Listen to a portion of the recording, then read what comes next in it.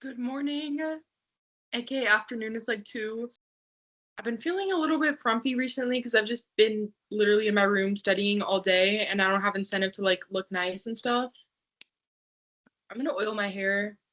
Maybe I'll even put on an outfit. It's like I can't because I'm broke, so I don't want to put on an outfit because putting on an outfit would inspire me to go outside, and going outside would inspire me to spend money I don't have. So that's why we have to stay frumpy indoors. But I have just been like after that study day yesterday where I did all like those little fake models and stuff.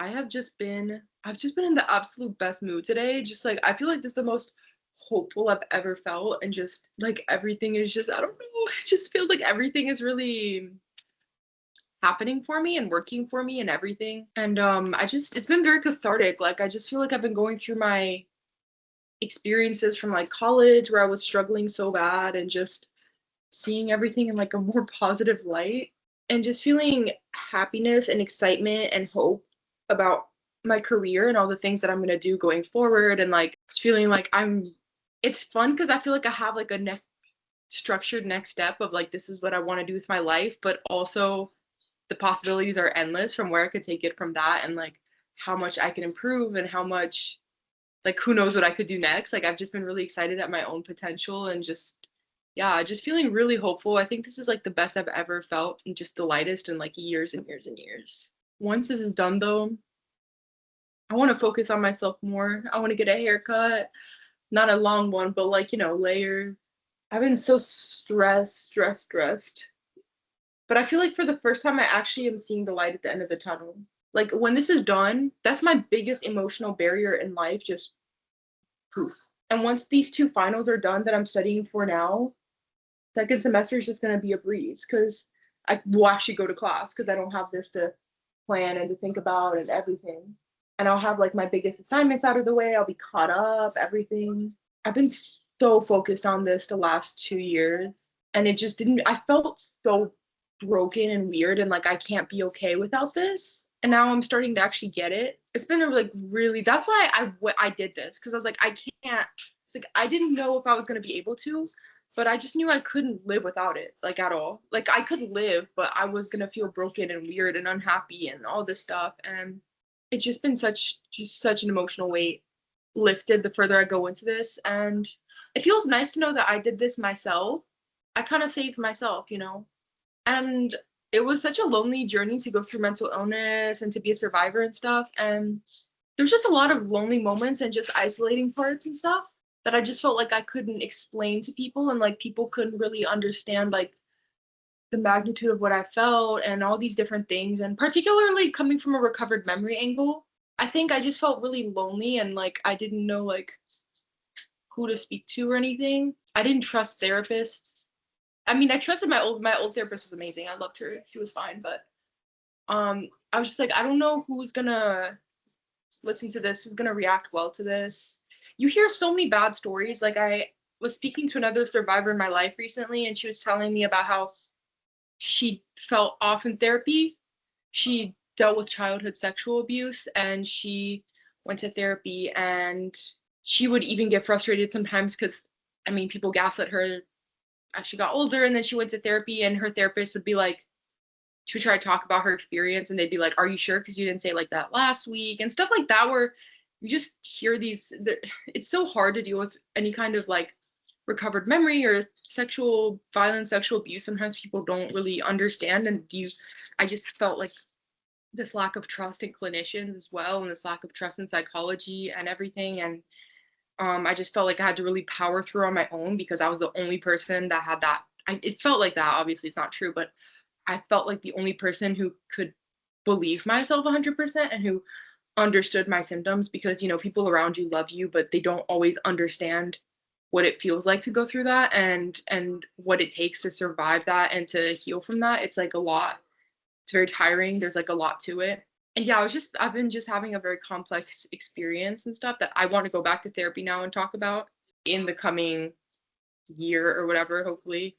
And I feel much better, but I just feel like I have a lot of stuff that's like I want to talk about it, and I was just having a very complex experience. But I just feel like this, like, it clicked, that puzzle piece for me of like, okay, I feel like I can heal now because I don't feel like that anxiety. It's not even about other people, but I just felt that anxiety of like, am I gonna go speak to people about what I'm dealing with and they're gonna be like, are you sure? Are you sure it wasn't like this? Are you sure it wasn't like that? Maybe you were just feeling this, maybe you're just too stressed, maybe it's this. And you just get that from people lovingly and they care about you. And sometimes they have that kind of, I got that response quite often in like a justice setting and everything. There's always like this, are you sure energy? And even in psychology, it was so controversial. It was really suffocating and really felt like a prison cell. And it was so stressful and traumatizing and everything to feel like I don't know who to turn to with this experience, who's going to really listen and who's going to. Even the other thing too is that I had to basically become my like a scientist myself to get that information. Because on the other hand, I was like, well, I am sick and like I do need care and I do need somebody who understands and who can guide me through this. And it just felt like because of that lack of science, there wasn't that for me, where like nobody really understands and nobody gets it scientifically speaking, and like clinicians don't. And so I was like, I just needed that science voice and I needed that expert voice so bad. And I didn't have anybody that I felt like I could trust to guide me down that path well. Not the science path, but just my path of like, how do I understand myself and contextualize myself and heal and stuff like that. It was very hard.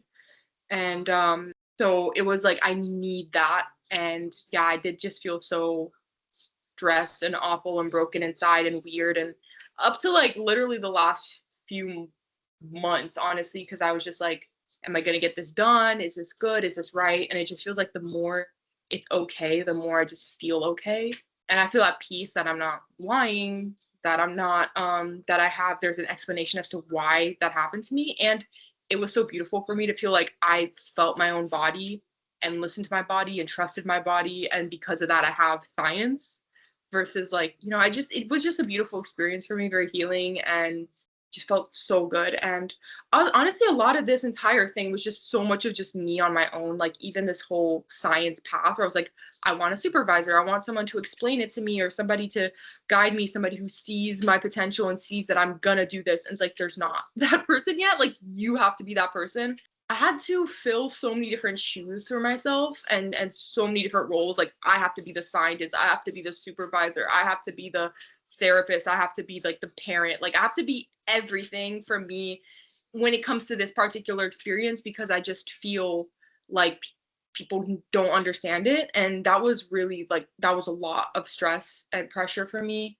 But I feel like now I'm coming through this and being like, okay, I did that and I trust myself and I have such a deep faith in my direction and in my voice. And also, I'm going to get to pass this forward to other people and other people can have a solution. And I can keep carving out that solution for people with the information that I have. And that's very, very healing for me. Like, I've never felt lighter. I feel tired and still a bit stressed because I'm like, I still have to finish this. But I've just been smiling like all day and just being like happy and just listening to my music and feeling like I'm just letting go of this weight and I can transform and become this whole different person once this project is over. Like I think it's gonna be also really exciting to see like who am I once this is done? Because I had to become this whole person to do this. And that person was very focused and there wasn't much to my life outside of like work and get this done.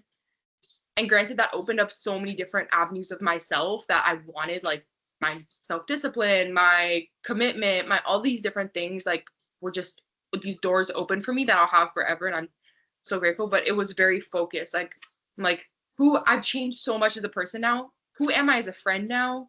Who am I as like a lover now? Who am I as like a who am I in my leisure time and my free time? Like all these different things that I have these questions because I haven't fleshed those things out fully because I've been so focused on this. And again, I'm so grateful because I felt like I couldn't even go into some of those spaces. Like I just felt I was like, I don't even feel like I can make friends because I'm like, there's so much heaviness inside me that like I don't know how to be normal right now. Like I don't know who to be and how to act around people when I feel this messed up and fragmented and broken and like I don't have a neat way to explain myself and all these different things. That was very hard for me leaving school because obviously I made friends within my like in undergrad. I had close friends there, but even in that, I just feel like I just felt so broken inside. It was very hard for me. But then I just left and just, it was just like this has been such a healing process. And I'm also just I feel like I've just been integrating as I go along and integrating my experience and just being like the exciting part is gonna be when this is done and I can really see who I am now and actually feel open again to like making friends and spreading out into other avenues of life. Also because I had to basically set up my entire life, my entire financial structure, my entire everything. Like there was just no room for error for me. Like I was just like, I have to basically set up my job, my housing situation, my everything on my own. So yeah, it's just been a lot of pressure. And I just feel like, okay, now I'm stable. I have a living situation. I have like, I'm disciplined, I'm focused, I have a job. I'm going to have a master's degree soon as long as I can pass my exams and stuff. Yeah, so it's just like big things coming from me. And I've developed so much in like this bubble. And I'm just excited to see like who this girl that I've created, like I've just created this girl in isolation. Like I want to just push her out and be like, okay, now go get new plot lines, see what this person does in new plot lines and everything, because I'm not the same person at all that I was before. Like I've changed so much. I'm a computational neuroscientist now. I'm a psychologist ish. I'm a psychology student. At least I wasn't that in undergrad. I'm like focused. I'm put together ish. I'm just all these new things that I wasn't. And it's like, okay, go see like go put that character in all these different like scenarios and see how she interacts with the world now. I'm very excited to know. So yeah. Anyways, I'm actually studying for my neuroscience exam right now, but I'm getting inspired because I was doing my stress flashcards. So I'll show you. Okay, so I'm doing my stress flashcards. First of all, look at this beautiful drawing I did in middle school. It's my profile picture. Stunning. Anyways, hippocampus and stress. So I'm doing all these flashcards on stress, week 7. And I was doing so negative feedback. I was just learning that term. Okay. Okay. So cortisol inhibits activity of the hypothalamus, pituitary, and hippocampus. So, what I was thinking a bit is because there's certain things that are happening basically just because of stress that I didn't really know how to kind of incorporate them. And like, how do I explain why that's happening? First of all, I think with the CA1, I need to see exactly why, but a lot of these different things are happening because basically when the stress hormones go up, so that's stuff like cortisol, but also like neuromodulators like acetylcholine, basically it starts to this is the thing with the acetylcholine that I read in these papers about rats, is that when the acetylcholine was medium and it wasn't stressful, things kind of were happening as normal. But when the rats got really stressed and this inescapable stress, what was happening is there were certain things that were kind of getting thrown off outside of the norm. So, for example, basically the rats were in one of them, they had usually as acetylcholine goes up, the excitation would go up. But what was happening instead was that the ACH was still going up, but the excitation was like frozen, like it wasn't going up more. So basically, what they attributed a lot of these things to is that when the acetylcholine was going up, it was basically causing like other neuromodulators were going up as well. And they were kind of clamping things because they were so strong that it was stopping other things from happening. I need to actually go back to my paper today and see like what was that. But what I might do, because I need to determine what's the difference between my two studies, is that if there's a certain type of amygdala activation that is like, this is like not just novel but stressful, it should be kind of clamping. So I don't know if it's going to be exactly like this, but do you remember how I said there was no, you don't. In the last video, I said there was this sort of knob with excitation. So what this basically means is that basically, if you don't have any of this arousal, your brain is kind of like, sometimes things can just spontaneously kind of consolidate or spontaneously kind of replay. But as it's going up, basically when the acetylcholine is going up, it's telling your brain that essentially you have to pay attention and you're doing new things that you have to learn. So, and then in the middle, it's like, okay, this is new, but it's not that exciting. It's kind of similar to stuff I maybe already know, whatever. So as it's going up, it's basically making it so that that spontaneous recall doesn't happen. Because let's say you're like, oh, I'm in the middle of like a war zone or something, or like there's something really, really stressful and random happening here. You don't want to be randomly like, do you remember when I went to the ice cream shop last week? Like, it's just not, you don't want that happening. Like, you want to be locked in on what you're doing. So basically, that's why it's going, when the acetylcholine is going up, it's making it so that less of that happens and you're more focused on getting new information. And when it goes back down, it's going back, it's letting more of that old information spontaneously kind of consolidate and replay and everything. That's why when it's at 0, it's kind of in my head, it's like, okay, that's when you can have as much recurrent excitation as you want because you're replaying everything to consolidate everything, right? So it doesn't really matter what's happening. So, but what I'm thinking could happen here is that it could go from, obviously, I think if it there's I need to look up how the amygdala works when it comes to this, but if it's like nothing, there's like obviously none of those effects, like none of the effects. And then if it's at like moderate, there's like just normal. But then once you get all the way to high, it starts to implement like a neuromodulator clamping kind of effect. And that's the reason why some of these other things are happening. So I need to see what's getting clamped up because of the neuromodulators. And I essentially need to mimic that in some way, shape, or form. So, like, okay, now it's all the way high. So, LTP in the CA1 is down, or there's like less citation overall, even though the ACH is going up. So what we have so far, we have this recurrent excitation knob. We're going to have like a neuromodulator knob. That's just going to be basically, I can't put in all the neuromodulators, but basically it's like, okay, if the neuromodulator is like way up, if the stress is too high, it starts to clamp, but if it's medium, there's like no clamping. So I think I'm just gonna mimic the clamping of the high stress, which is kind of what we're learning about here with the cortisol. So that would be one of these different. I think cortisol is a type of neuromodulator, but I'm not remembering right now. But basically, it's saying so when it's high, it's stopping the hypothalamus, the pituitary, and the hippocampus. So it's almost like, okay, that's happening.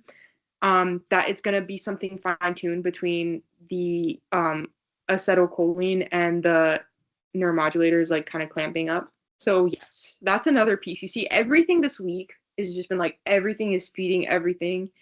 Like everything is happening at the same time. I'm like studying and then this and then that. So it's been kind of good for me. It's been like a very, very focused, deep learning state that I've been in the last few weeks. I mean, week really.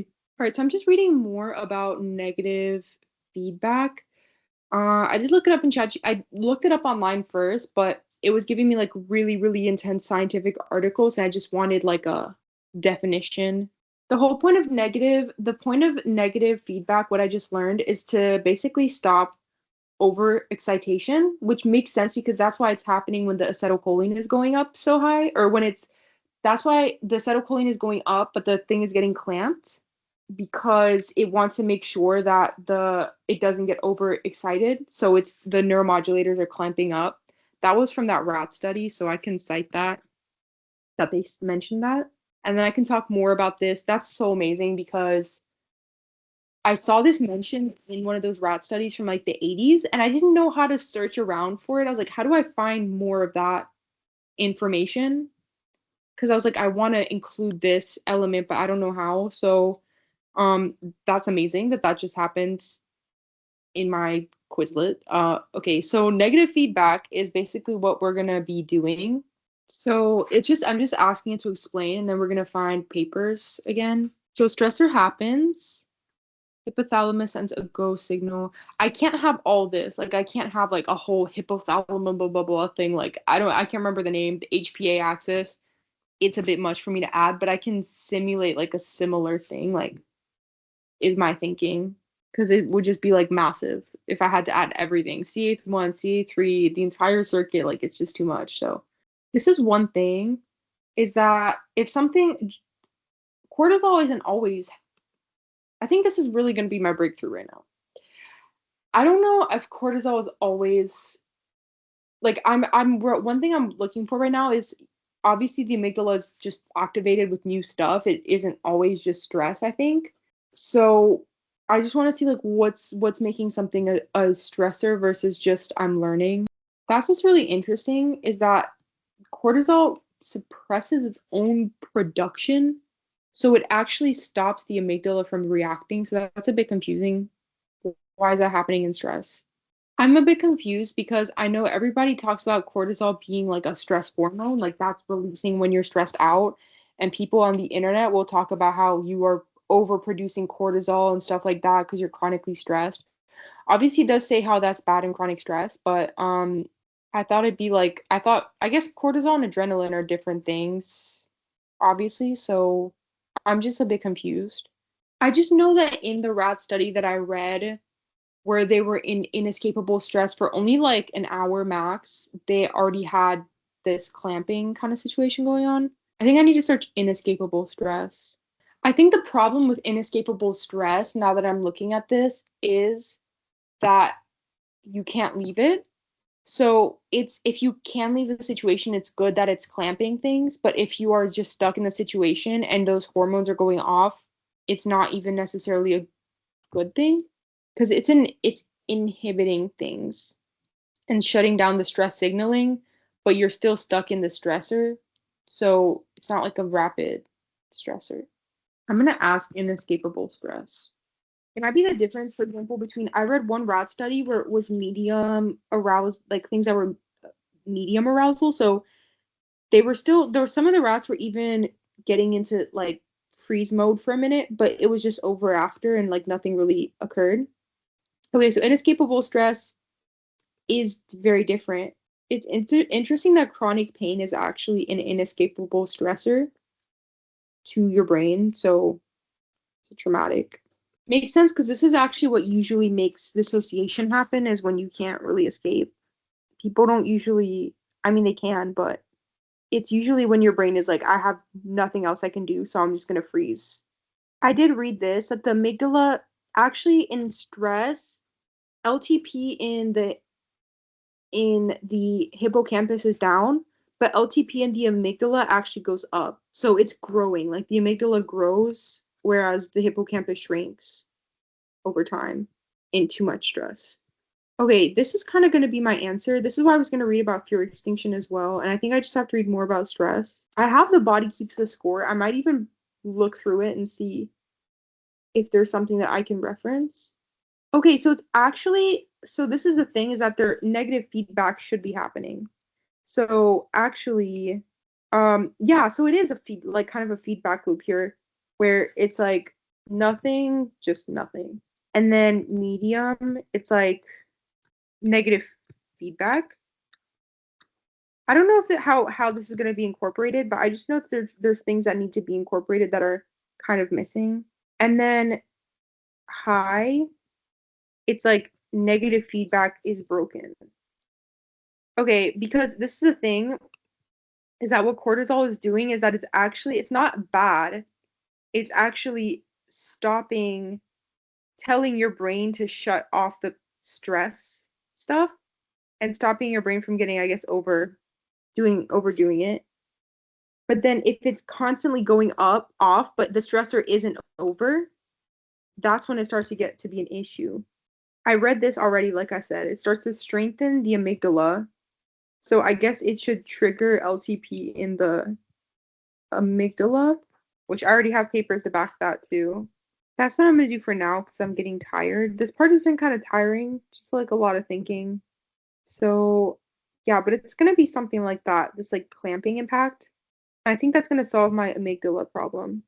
Where I'm like, how does it just because it's arousing doesn't make it stressful? Or I mean, just because it's arousing doesn't make it traumatic. So this is gonna be experiment one. Experiment one,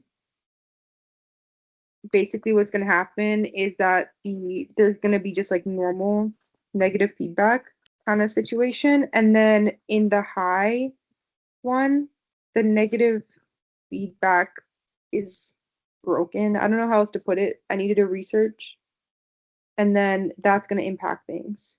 And that's going to hinge on, like, I keep looking for like these little axes where it's like everything is kind of like, you know how in the last video I talked about how everything is like a gear and like all the gears need to work together rather than just something spinning off in the corner.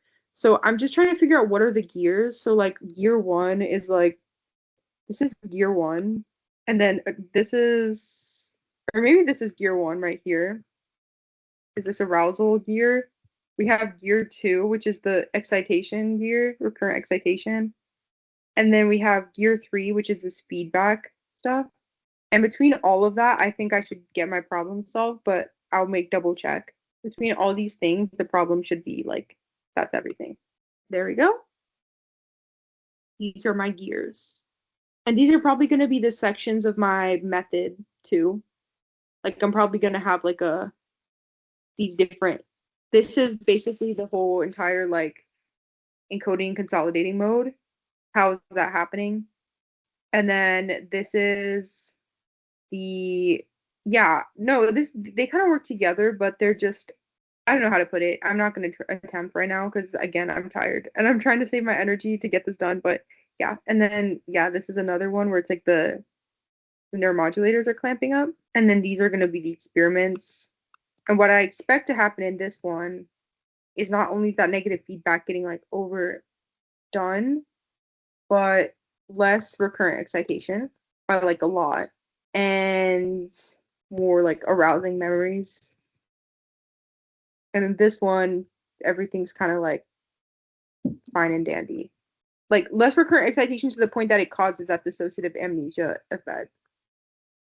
Because that takes like a longer time to start. Okay, break time.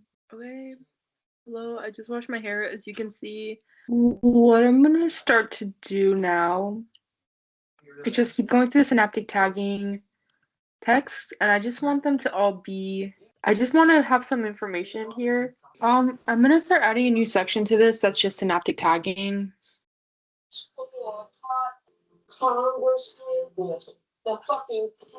You know what confuses me? Just random thoughts today.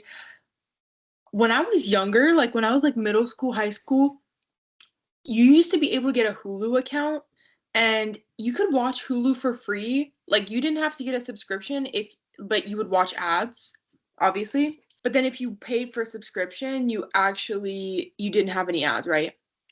Now, I don't pay for any subscriptions at all anymore because I can't afford it, and I have like DVDs and stuff, but my sister came recently and she got me on her Amazon Prime account. And I think it's really annoying how she literally pays for Amazon Prime, pays to use this platform, and she gets ads like it gets ads like every 10 minutes, long ads, like 50-second, like long ads. And it just blows my mind because I'm like, the whole point in the past, you used to pay for a streaming service, and the whole point of paying was that you didn't get ads because the ads are like paying for themselves. And nowadays, like everything has. I know that's really off topic, but I was just reflecting on that today. I was like, I remember back in the day when I literally used to be able to watch Criterion collection movies on Hulu for free, no subscription. They didn't have everything for free, but you could watch a lot of stuff for free on Hulu without having any kind of subscription at all. Like now you pay to watch ads, which is crazy.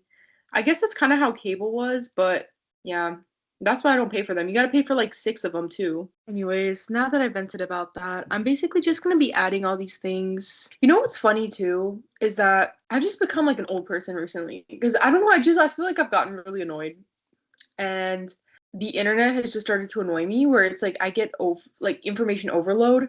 I dropped a lot of things along the course of this project. I dropped Instagram. Oh, I dropped that before actually because I just don't like what they like. I don't like basically giving money to a president who's now hijacking Venezuela, and I know that they were doing that. They were funding the Trump election and everything, or at least supporting.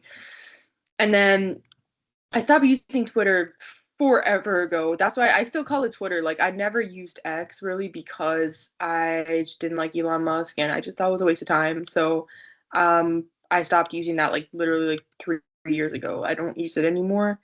And I stopped using TikTok right after that whole ban situation. I never went back on. And I know it sounds lame, but I feel like it really helped me pour a lot of energy to this project and stuff. And I don't know, I just am not I don't miss it that much and it feels good. You know, obviously I still go on YouTube Shorts and stuff, but I feel like I now don't really that's why I feel like I'm doing so good and I feel so sharp and I feel so mentally focused and all of that. I don't think I would have been to that degree if I was still using like all the social media platforms and stuff. But the point was that I don't even use the streaming platforms anymore because it's kind of funny how with the streaming platforms, you have all the movies in the world, but for some reason it never feels like there's anything to watch in it sometimes because I mean, it does feels like there's something to watch, but it's like you just sit there for a long time and there's just like a bunch of junk movies and you're just scrolling and scrolling and it's like I feel like I get you know how Steve Jobs used to wear the same outfit every single day because like to keep his brain space? I feel like I've gotten in that headspace where it's like I don't want to sift through like 3,000 options of movies. Like I have my little DVDs and I don't always watch them, but I do like to watch them a lot. And then I like YouTube has free movies. I watch free movies on YouTube. They have like a few free movies, and like I'll pick one from that. Or Prime has free movies, a few of them. Actually, I'll give them that.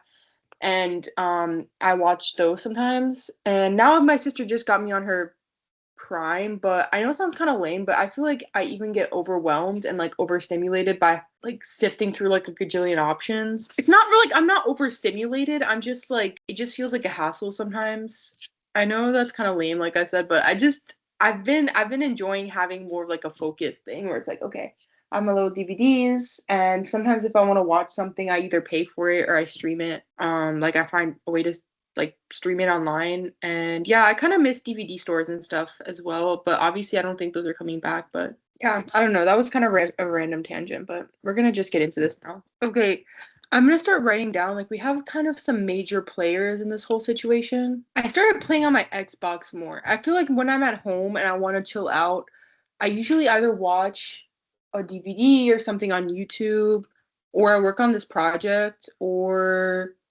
I like to play on my Xbox. I play my time at Portia. And I want to get more games, but that's what I'm playing right now. Like I've been playing that a lot.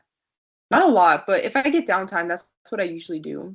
I feel like that's probably the most relaxing of all of my activities. Like I can just zone out and watch my time at play my time at Portia for the longest time, and it's so fun. Okay, so I'm just gonna make a list here. This one's gonna have like we're gonna actually make this up at the top, even though this is not the usual format for my thing, but I'm just gonna make it here so we have our major players. Dendritic spikes, EA2 plus signals. I'm just gonna start seeing like what commonalities am I seeing so I know what I need. This keeps me busy though. Like this whole thing keeps me really busy just to end the conversation. Um yeah, I mean these videos like I have to take time to edit them too. That's like my downtime too. So I just stay pretty busy, but I want to be less busy, but I don't know. It's been nice to have my attention back and my focus back. So they seem like all of them, they get these frequencies. So in synaptic tag and capture, one synapse receives either a weak frequency tetanus or a weak high frequency or weak low frequency stimulus. So that is like a commonality too. I also really like to cook. I have a video that I'm like, I need to finish editing it, but this is just taking up my time and I've been studying. But I like to cook in my spare time too. I'm actually about to try to make fried chicken for the first time, gluten-free fried chicken, because I have nothing left in my house but chicken. We're gonna start adding to my literature review as best as I can, because that would lift a weight off of me by a lot. To be like, okay, this is starting to be done. Sometimes I feel like this is boring or like a lame hobby, or I don't know, it's like I should be spending my time doing like, I don't know. This is the thing, it's like what else am I supposed to be doing with my time? I keep reminding myself that it's like, okay, what else? Do I scroll more? Like I think it's a good hobby. It's now becoming not a hobby either. It's like gonna be my job, but hopefully, but for like when I spend hours cooking something, I think I've talked about this before. I'm like, there's that tendency to be like, oh my God, get it done faster. But it's like, okay, get it done faster to do what? Like, this is cool. This is a fun way to spend my time. This isn't gonna be like that good yet, but I'm just gonna come back to it. This isn't like well worded per se. I always have to give that disclaimer because I don't want people to look at this and be like, oh my God, that sounds horrible. Or like, that's not accurate. Who would do that? Nobody, but you know. I know that somebody else said that this theory does have good biological backing, but I need to actually read the text that they cited in that statement to see what the biological backing actually is. But it was in the other text, so but I want to mention that it does have good biological backing. Okay, this is like a lot of good information. What I usually do is I'll just highlight everything I want and then I'll stick it into my document. And it helps me to see things in context or like just I don't know. I think because it takes it out of the paper, I usually have an easier time understanding it the second time around. Okay, this is another phrase that they keep talking about. Cross capture or cross tagging protocol. I don't know yet if this is relevant to me. I'm gonna guess before I read it. I think this is because I read that if there's sometimes what happens is that a weak one, there's something to do with like a weak signal, get a weak memory or like not important memory gets connected to a highly important memory and then it's like strengthened, but I don't know if that's what that's about. This is very complex.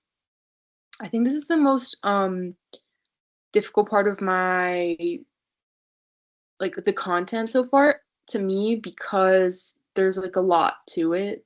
There's like a lot of chemicals and stuff, and I'm not as familiar.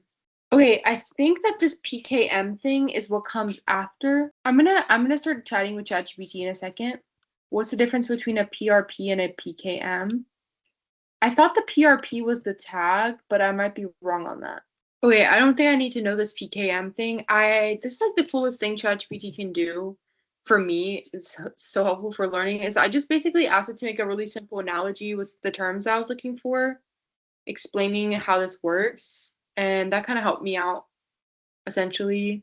Okay, so I asked it to explain a little bit more.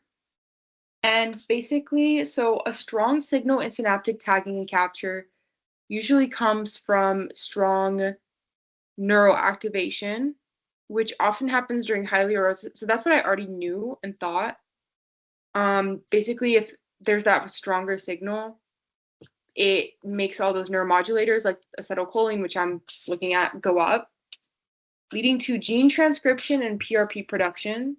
I'm still trying to figure out where the PRP is, like what part of the process they're in. And then a weak signal comes from a modest activation that is meaningful enough to set a synaptic tag, but not strong enough to trigger PRP synthesis on its own.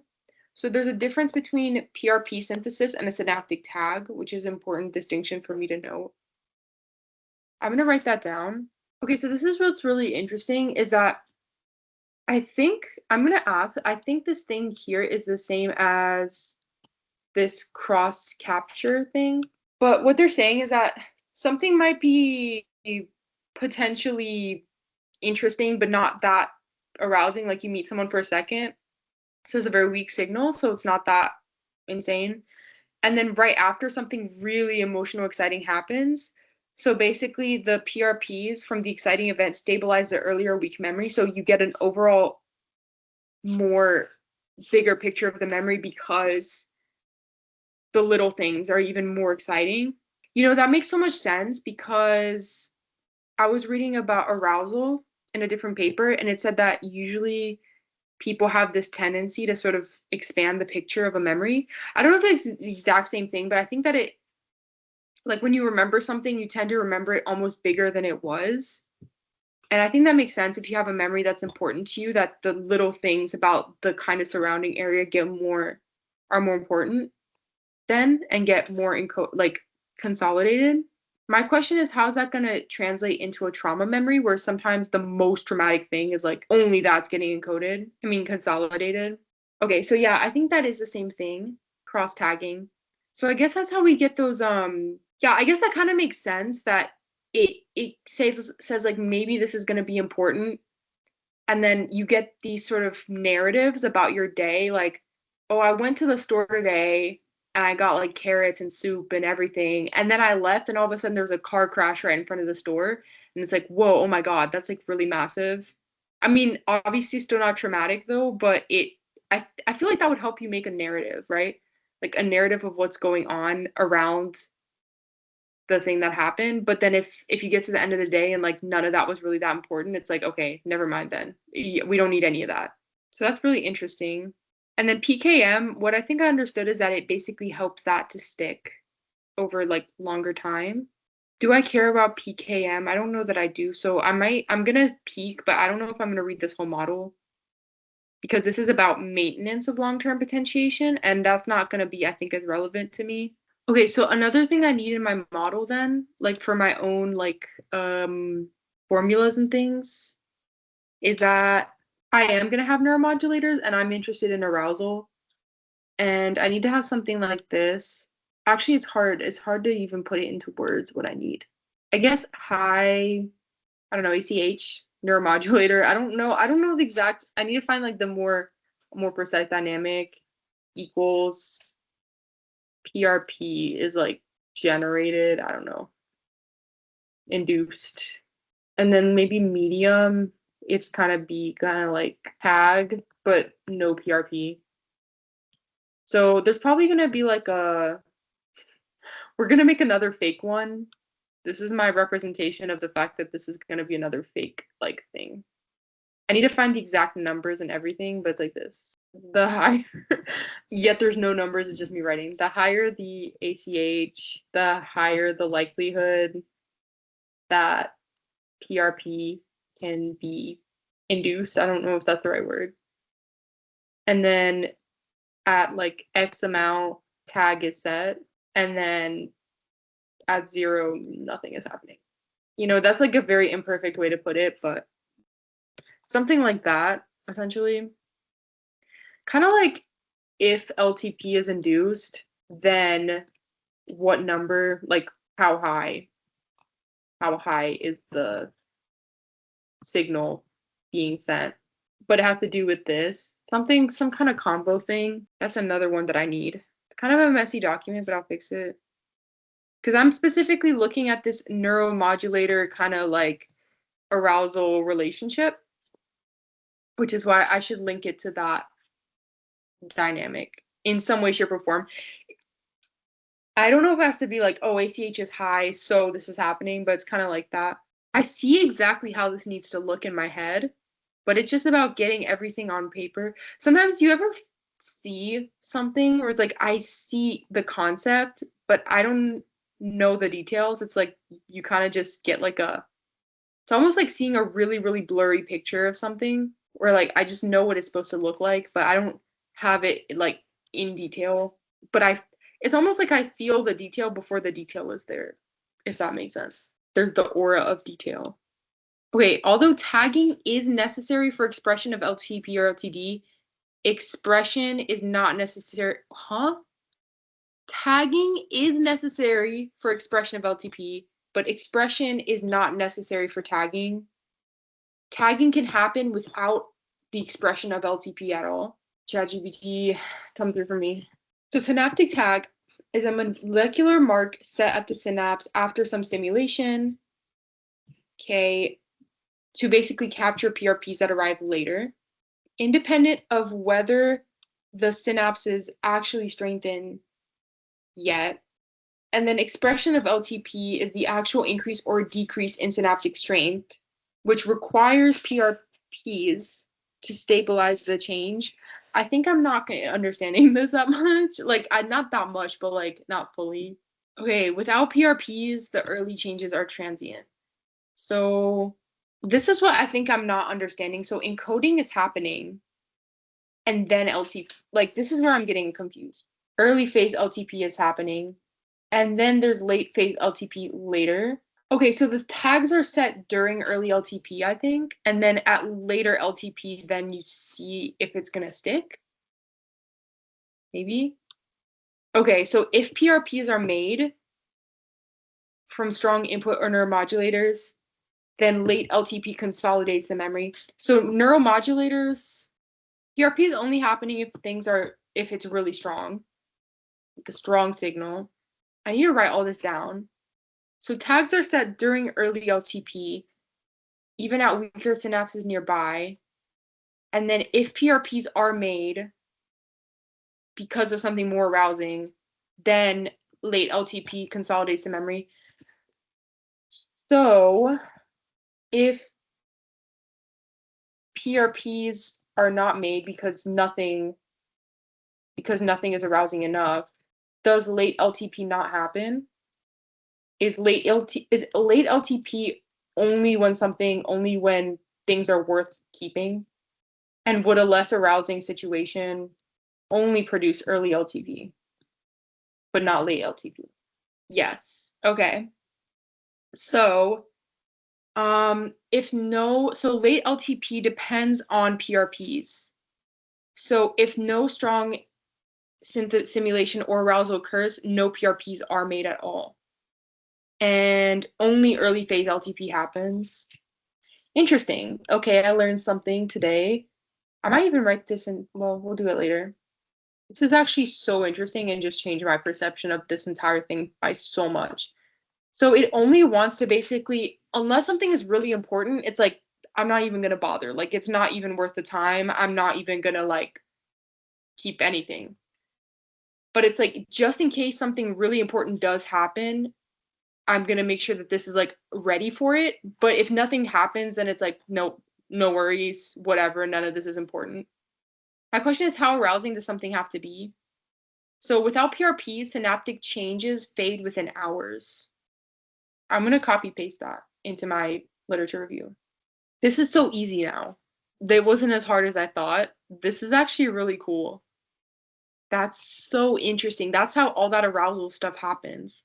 That's why they say like that U-shaped arousal, where if it's really not arousing at all, it's like it's gone. Nobody cares. If it's medium arousal, then it's like great, amazing. Like we got this. This is the thing though, in trauma, if stress is really, really high, actually you still get the opposite effect of things not saving enough.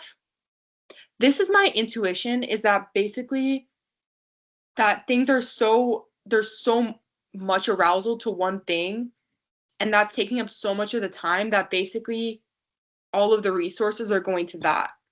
Like all of the resources are going to the really, really arousing thing that's taking up like a lot of information versus the other things that are like, that's really not important. This is the other interesting thing about trauma, is that what I read, and I'm going to include this, but I can't include it in my model because it would just require other things. It would require past memories or past experiences or whatever. I think is that basically when something is really arousing, like really traumatic, or like not traumatic but really, really like attention grabbing, what the brain would sometimes do is throw out everything that it was already sort of tagging essentially.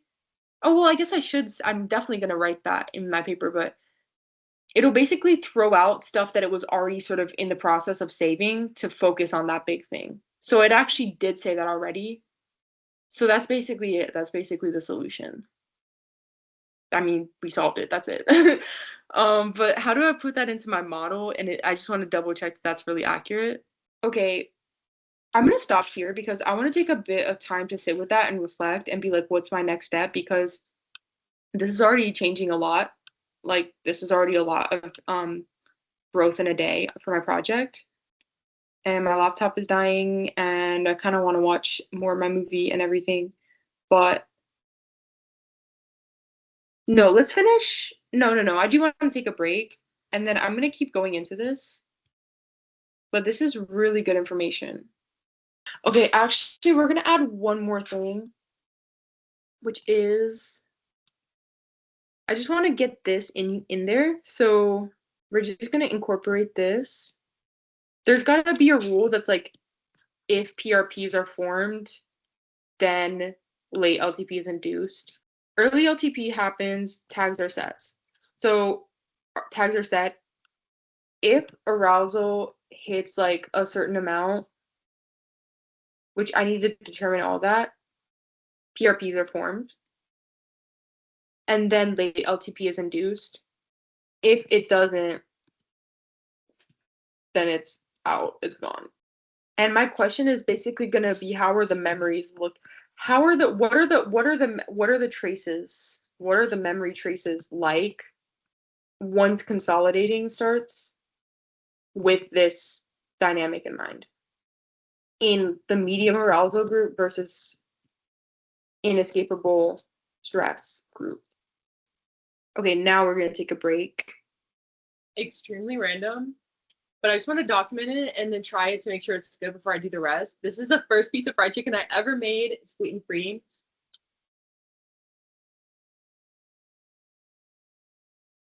It is really good. It just needs more salt. Good morning.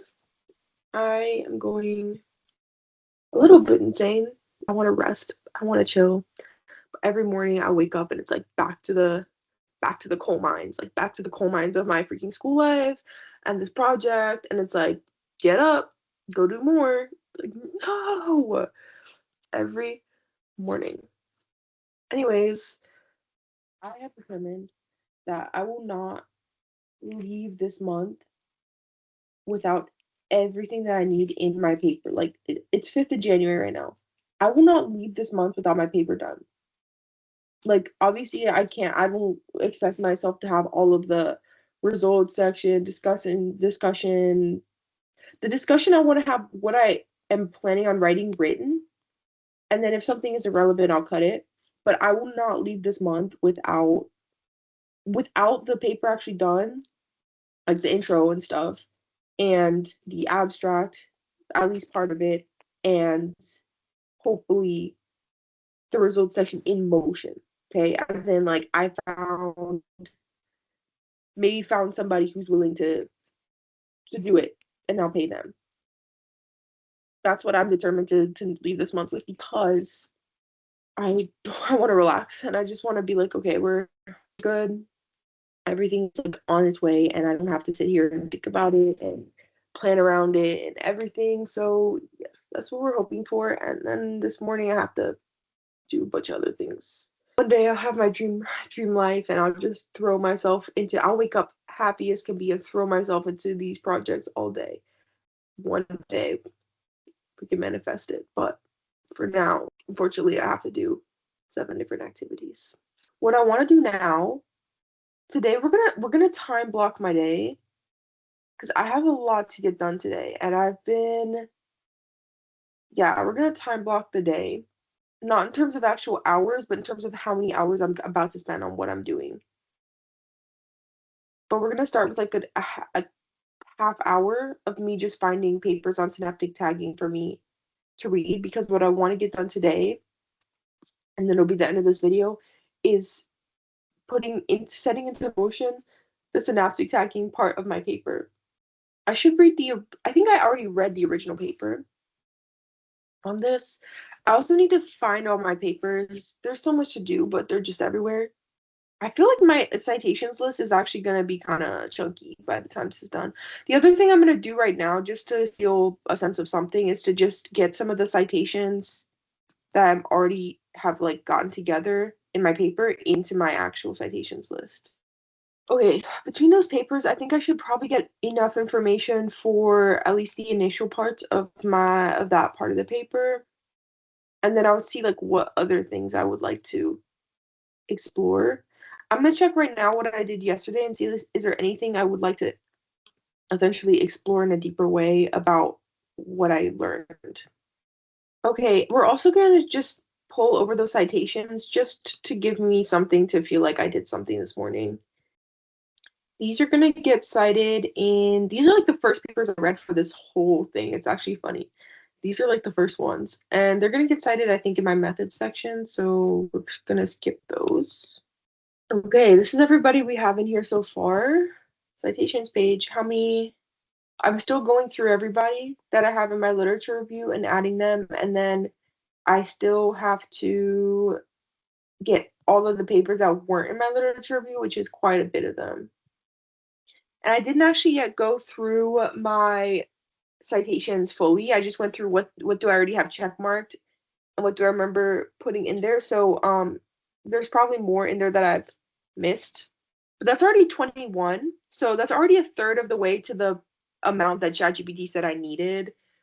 in the first place, which is why I started reading them. So actually that's kind of fun. I don't know.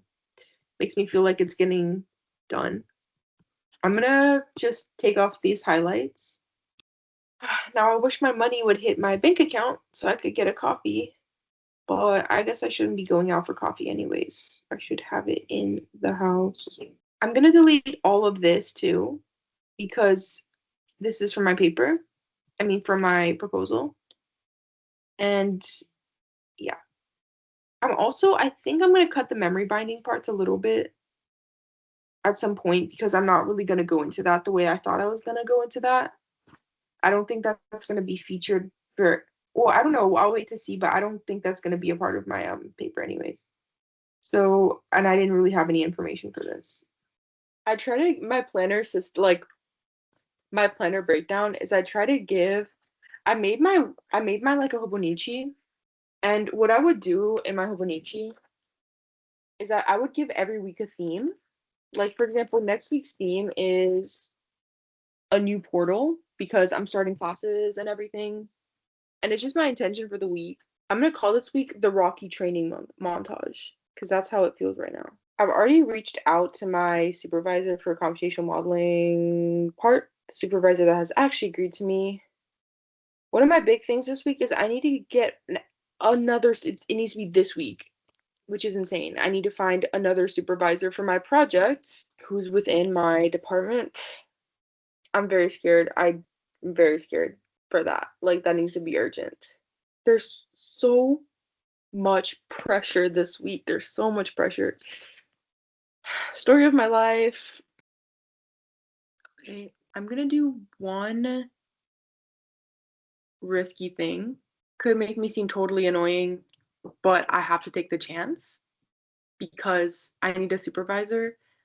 And what's frustrating is that this person is exactly like everything aligned with my project and they're in my department for some reason. Like they're in the psychology department, but they're doing literally everything that I'm doing and computational modeling type stuff too, I think. So I have to take the chance.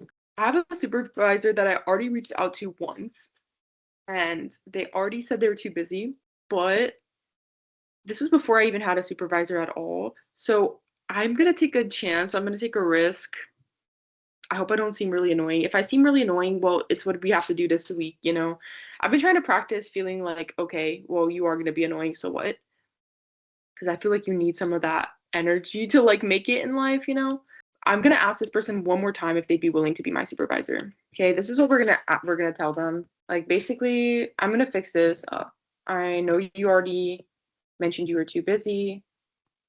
I was able to get Dr. X to say they would supervise my project, but I still need someone in PALS. I've attached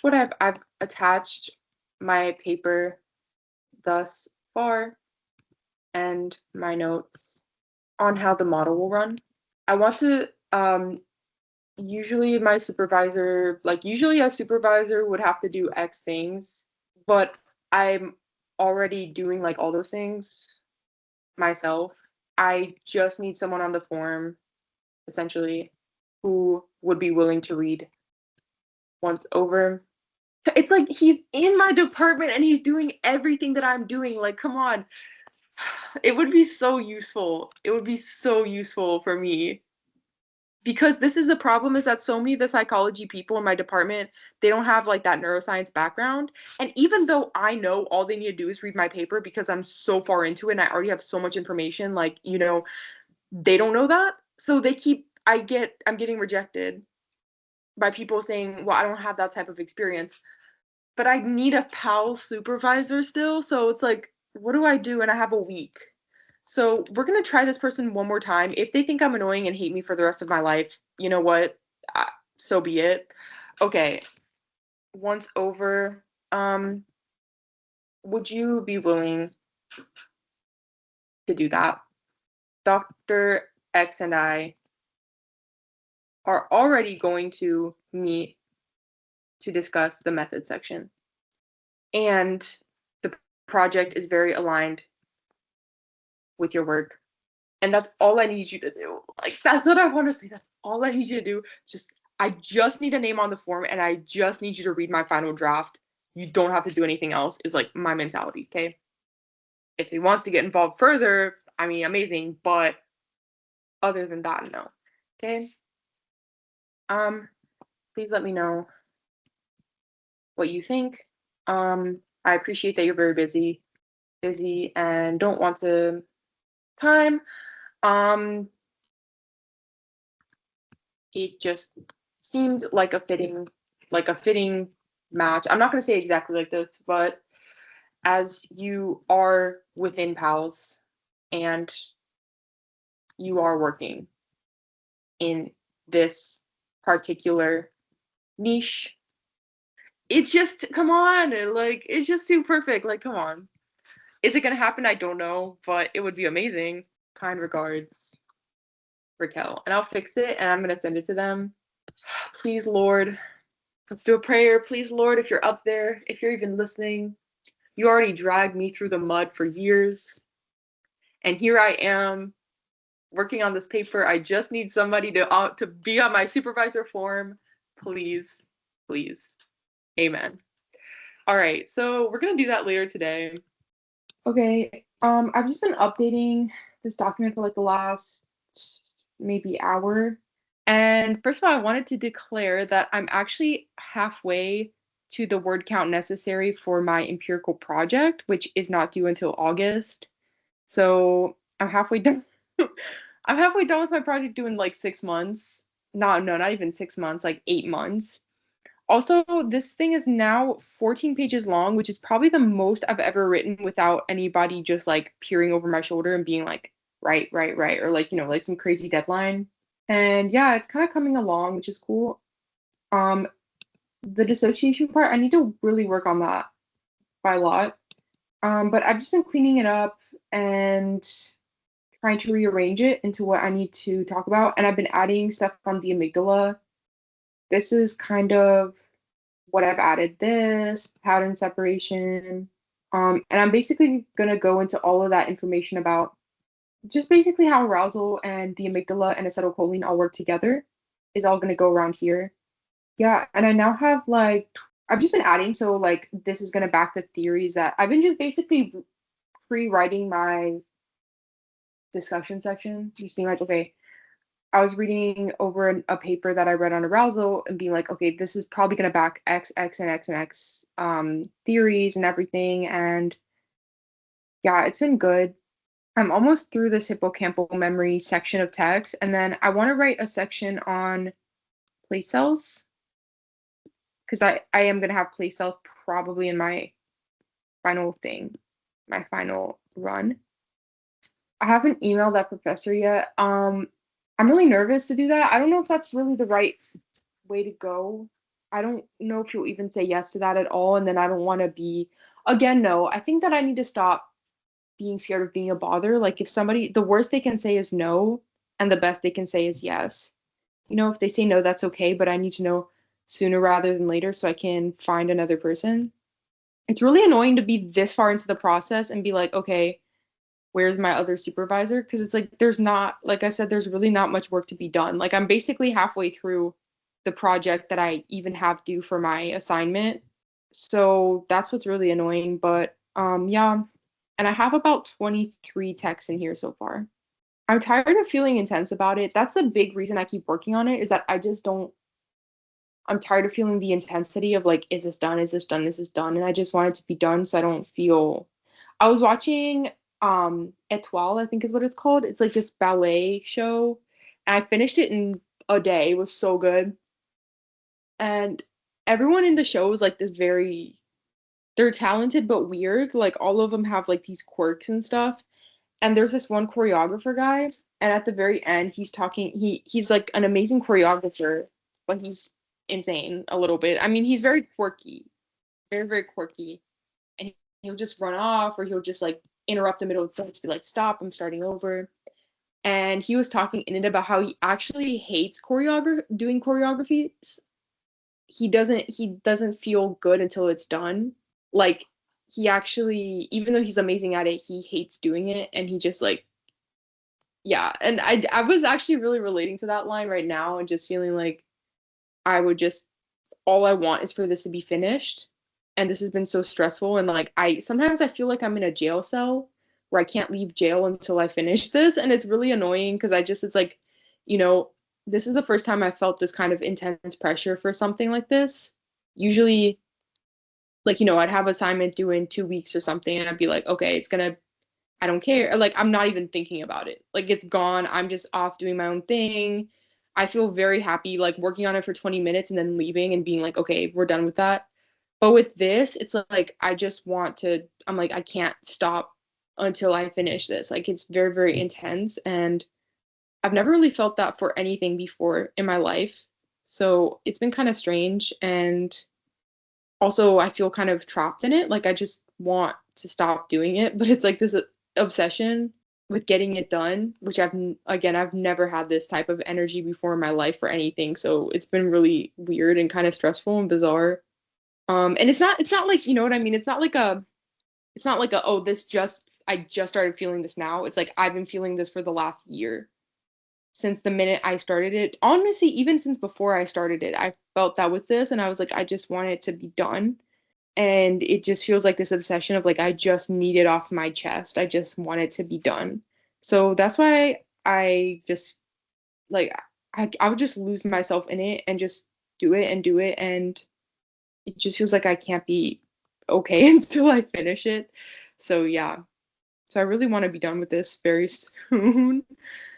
But we're about, yeah, like 25 texts in. I still have like quite a lot to add, not only from my literature review, but also from my text outside of this. And I think I'm going to feel so much better when all the texts are just in it.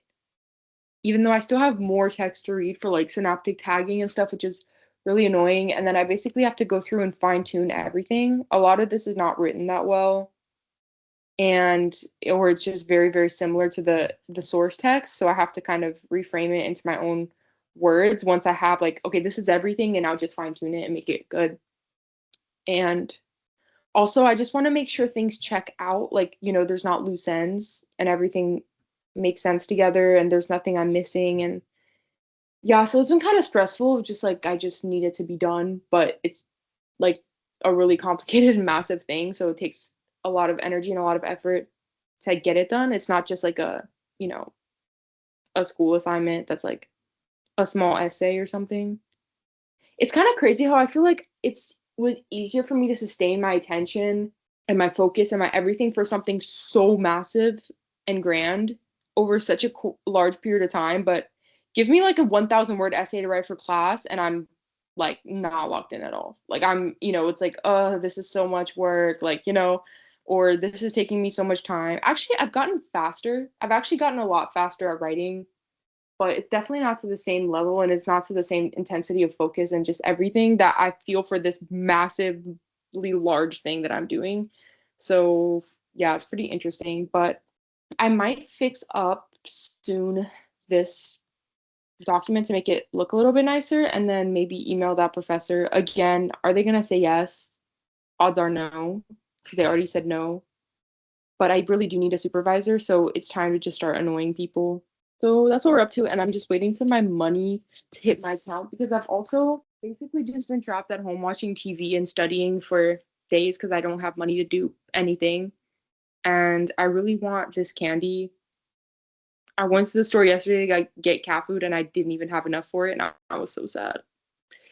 And I need to ask my boss if the contract stuff is sorted so I can get my money for last month. Okay, I'm actually gonna stop here because I kind of just need the dopamine hit right now. I don't have any other source of dopamine with which to excite myself, so I'm gonna edit this and post it. Hopefully the money I transferred from savings that said it's supposed to be here today will get here today so I can go get myself candy and have one source of joy in life right now that's not just studying and TV. So anyways, yes, thank you for watching. I'm gonna sit and consider whether I want to email that professor.